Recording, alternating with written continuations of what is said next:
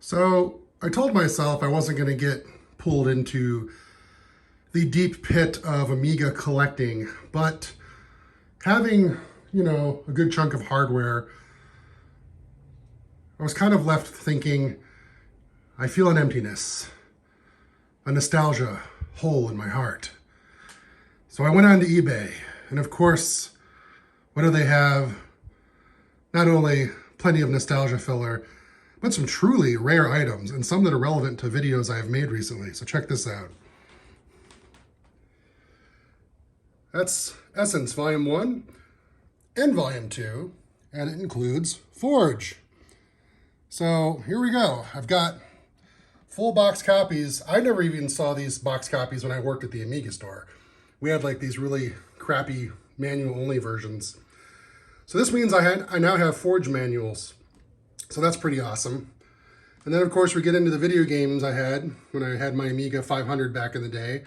Falcon, F-19 Stealth Fighter. These are complete box kits. I made the rule that if I'm going to do this, I'm going to make sure it's complete. So I'm not, hoarding incomplete stuff that's useless to me. These have all the keyboard overlays and manuals and code wheels. So obviously I'm probably not going to use the floppies that came with these, but it's nice to have, the keyboard overlays and manuals. This actually comes with the book too, Flight of the Intruder, which I read as a kid. It was awesome, really helped get me into the game. I still think Flight of the Intruder is one of Spectrum Holobyte's better flight sim games. Yes, even better than Falcon. They really kind of hit their apex with this.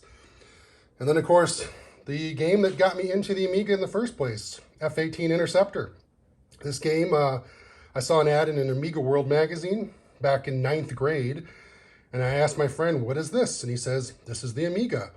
And I was like, and it looks like this. It can do graphics like this with the solid shaded missiles and like missile trails, and look at this cockpit. And I'm like, oh my gosh. And he's like, yeah, man, check it out. So that was sweet.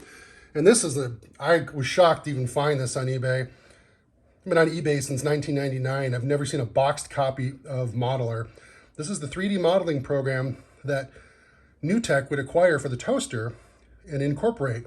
And the hilarity is, in all this time, the program has not really changed all that much. It's still the basic quad layout with the toolbar along the side. Of course, the tools have expanded over time, but it's the most legit, staying the same all this time.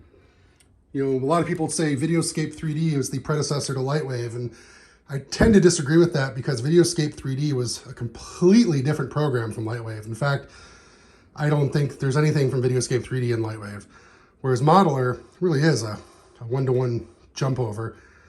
So there we go. This is my software commitment to hoarding Amiga software, at least stuff that I used. I have told myself I'm not gonna load up on productivity software because there's just too much. I only grabbed Essence and Modeler because of their rarity. Those really, really are hard to find. I mean, you're gonna find, I've even seen multiple copies of Videoscape on eBay, so I'm not really concerned about that, but in like Art Department Professional and Image Effects, I mean, there's the versions of those out there, so I'm just gonna stick to these rarities. If you're like, yeah, whatever, dude, you're gonna make another video in like 6 months and you're gonna have 3 times the amount of boxed copies of Amiga crap. Never will I.